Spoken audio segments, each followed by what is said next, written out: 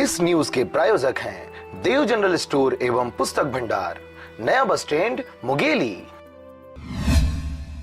Truck association के द्वारा diesel की बढ़ती कीमतों और थर्ड पार्टी बीमा प्रीमियम में वृद्धि के खिलाफ 20 जुलाई से देश भर में अनिश्चितकालीन हड़ताल की घोषणा की गई। हड़ताल का प्रभाव मुंगेली जिले में भी देखने को मिला। जिला सहित देश भर में ट्रकों के पहिए थमने की वजह से पूरे प्रदेश से आने वाली सामानों की कीमत लगभग 2 गुनी हो गई है।